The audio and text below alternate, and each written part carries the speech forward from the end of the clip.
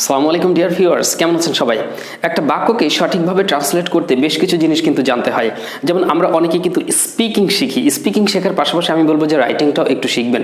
যারা কর্পোরেট লেভেলে জব করেন বা ভালো ভালো বিভিন্ন প্রতিষ্ঠানে, মাল্টিন্যাশনাল কোম্পানিতে বা অনেক লেখালেখি করতে হয়, মেইল আদান প্রদান করতে হয় অ্যাটসেট্রা, বা যেসব স্টুডেন্টস আপনারা হায়ার এডুকেশন গ্রহণ করছেন, বিভিন্ন ভার্সিটিতে আছেন অথবা আপনারা আইএলটিএস নিয়ে চিন্তা করছেন, তাদের জন্য রাইটিং স্কিলটা খুবই জরুরি।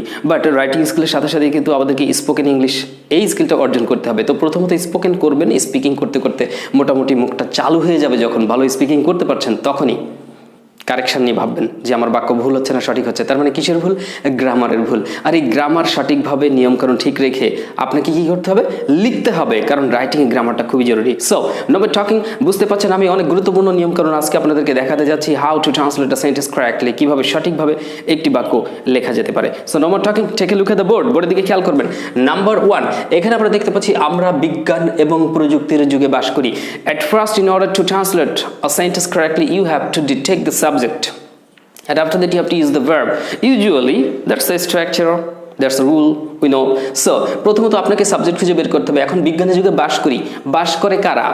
তারা না আমরা না ওরা? হ্যাঁ, বাক্যে লেখা আছে আমরা, তাহলে এই বাস করা কাজটি করছি আমরা। সো আমরা হচ্ছি সাবজেক্ট। তাহলে আপনি প্রথমে দিবেন আমরা, উই। হ্যাঁ, আমি এখানে উই দিয়ে দিলাম। ওকে,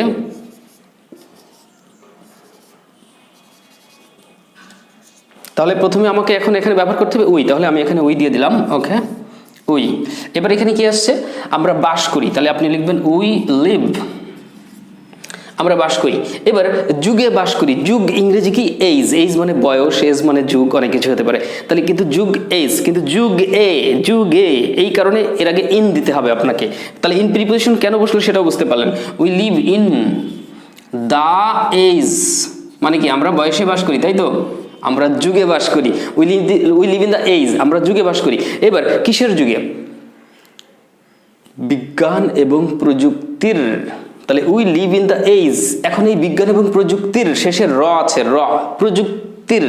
এই যে র, বাংলা ব্যাকরণে ষষ্ঠী বিভক্তি র বা এর, এটা বোঝাতে আমরা অপ ব্যবহার করব। কি ব্যবহার করব? অপ। এই অপ কোথায় কোথায় বসে এর উপরে কিন্তু একটা টিউটোরিয়াল দেওয়া আছে আমাদের চ্যানেলের থেকে, আপনারা কাইন্ডলি দেখে নেবেন। প্রিপোজিশনে আলাদা আলাদা ব্যবহার দেওয়া আছে।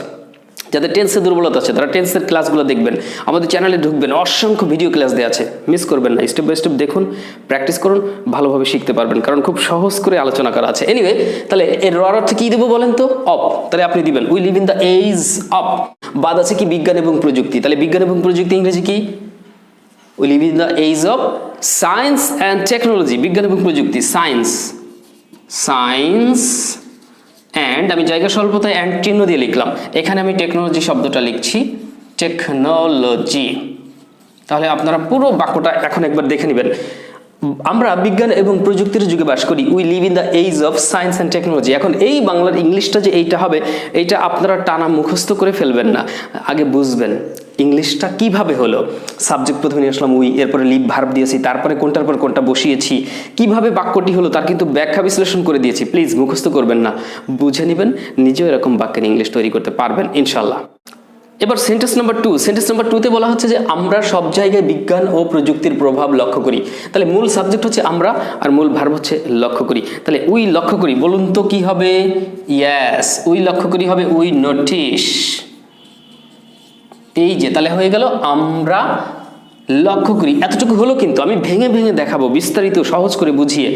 আমরা লক্ষ্য করি, উই নোটিস। এই নোটিস মানে কি? নোটিশ বোর্ড হয়, কোনো তথ্য হয়, ইনফরমেশন, আবার নোটিশ মানে লক্ষ্য করা হয়। তাহলে উই নোটিস কি লক্ষ্য করি?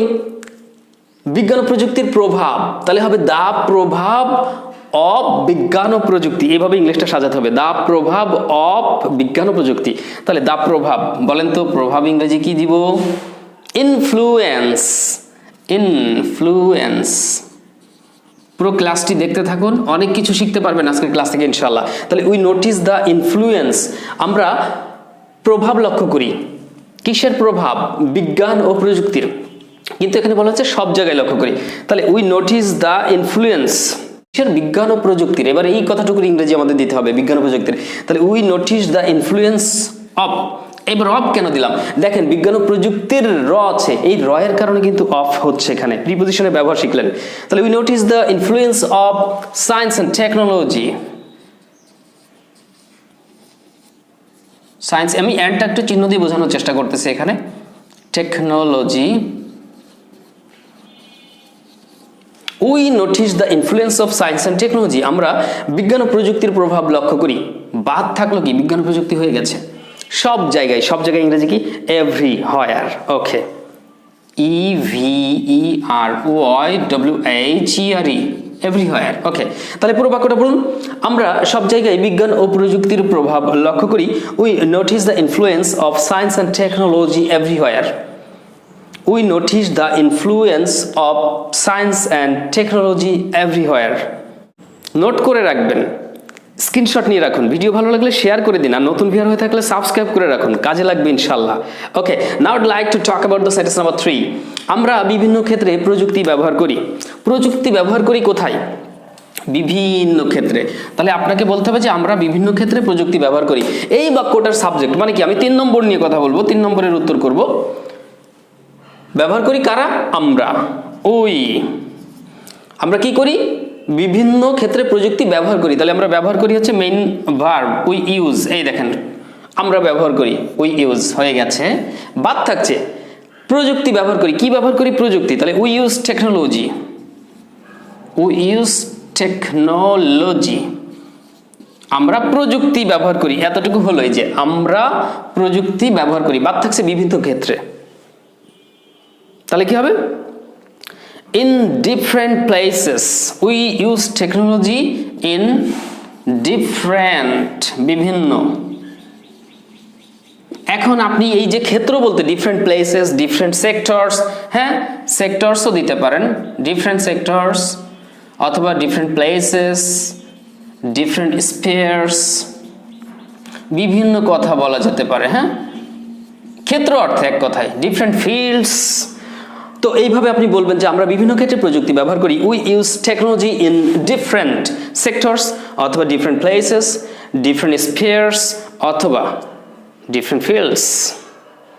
চলুন এবার পরের বাক্যটি দেখা যাক কি আছে। এখানে দেখতে পাচ্ছি আমরা 4 নম্বরে, আমরা প্রযুক্তি ছাড়া একদিনও চলতে পারি না। প্রযুক্তি এখন এমনভাবে মিশে গেছে আমাদের দৈনন্দিন জীবনের সাথে যে আমরা প্রযুক্তি ছাড়া একটি দিনও চলতে পারি না। তাহলে এখান থেকে সাবজেক্ট কোনটা? আমরা কি করতে পারি না? চলতে পারি না, ওইটা হচ্ছে মেন ভার্ব। তাহলে আপনাকে ইংরেজি করার চেষ্টা করতে হবে। এখন বলুন, আমরা চলতে পারি না। এই চলা ইংরেজি কিন্তু গো, মানে কি, যাওয়া। এই যাওয়াটা মানে হচ্ছে চলা। তাহলে we can not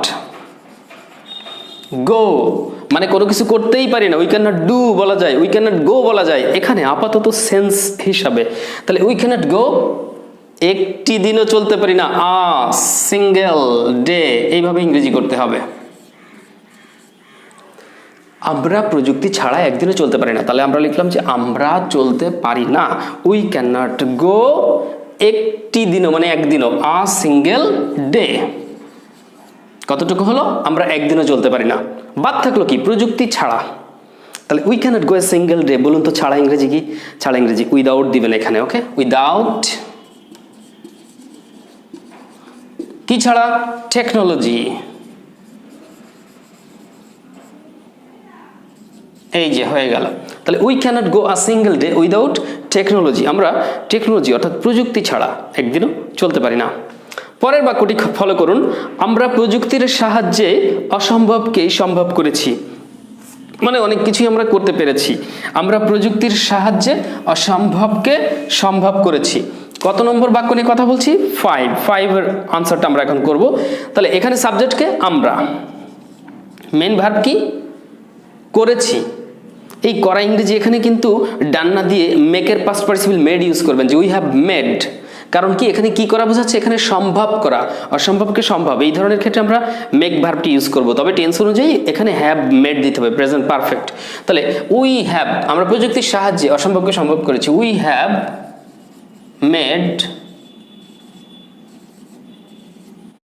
the impossible possible. ইম্পসিবলের পরে পসিবল শব্দটা আপনি দিয়ে দেবেন, যে মেড দ্য ইম্পসিবল পসিবল, অসম্ভবকে করেছি সম্ভব। তাহলে we have made the impossible possible কিসের সাহায্যে? প্রযুক্তির সাহায্যে তাহলে উইথ দিবেন, এই যে এটা সাহায্য হলে এখানে উইথ হবে, হ্যাঁ ওকে। তাহলে কোনো কিছু সাহায্যে কোনো কিছুর সাথে, এটার অর্থ আমরা উইথ ব্যবহার করব। তাহলে we have made the impossible possible with the help of help মানে সাহায্য, কিসের সাহায্য? প্রযুক্তির, র আছে এই জন্য অফ দিলাম, অফ টেকনোলজি।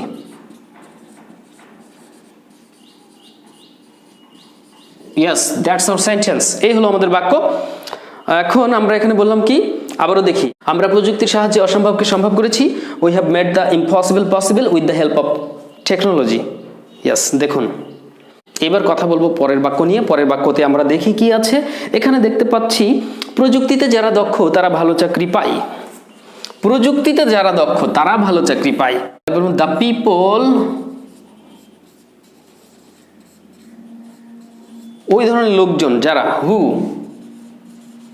আর দক্ষ, তাহলে কি দিবেন? স্কিলড, SKILLED দিবেন দক্ষ অর্থে, হ্যাঁ। আর শুধু স্কুল মানে দক্ষতা, আর স্কিলের সাথে ইডি যোগ করলে দক্ষ হয়ে যায়। The people who are skilled in, কিসে?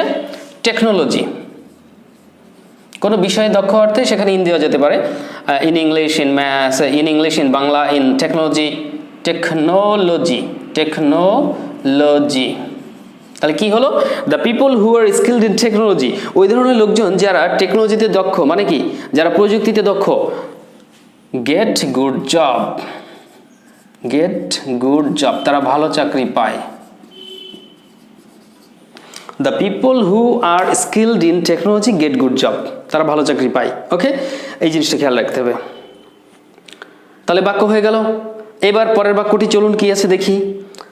তাই পেশাগত উন্নয়নের জন্য আমাদের প্রযুক্তির উপর প্রশিক্ষণ নেওয়া উচিত। আমাদের, এই যে পেয়ে গেছি আমাদের। কিন্তু এখানে একটা কথা আছে যে তাই, এই তাই শব্দটা ইংরেজি আপনি শুরুতে দিতে পারেন সো, মানে সুতরাং বা তাই একই কথা। সো আমাদের প্রশিক্ষণ নেওয়া উচিত, উই, আর উচিত অর্থে কি হবে? আমি মডেলে আলোচনা একদিন করেছিলাম, শুড হবে। তাহলে we should, so we should কি করা উচিত? উই শুড টেক, গ্রহণ করা উচিত। কি গ্রহণ করা উচিত? Training. So we should take training. কিসের ট্রেনিং একটু দেখা যাক। তাই হলো আমাদের প্রশিক্ষণ নেওয়া উচিত, তাই আমাদের প্রশিক্ষণ নেওয়া উচিত। So we should take training, শুধু এটুকু হয়েছে। কিসের প্রশিক্ষণ? প্রযুক্তির উপর প্রশিক্ষণ নেওয়া উচিত। তাহলে we should take training on technology,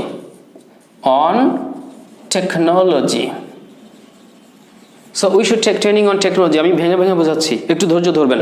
তাই আমাদের টেকনোলজির উপরে বা প্রযুক্তির উপরে প্রশিক্ষণ নেওয়া উচিত। প্রযুক্তির উপরে এতটুকু হয়ে গেল। পেশাগত উন্নয়নের জন্য কেন প্রশিক্ষণ নেবেন? পেশাগত উন্নয়নের জন্য। তাহলে ফর দ্য উন্নয়ন, ফর দ্য পেশাগত উন্নয়ন। ওকে, তাহলে ফর পেশাগত ইংরেজি প্রফেশনাল দিবেন, PROFESSIONL, প্রফেশনাল।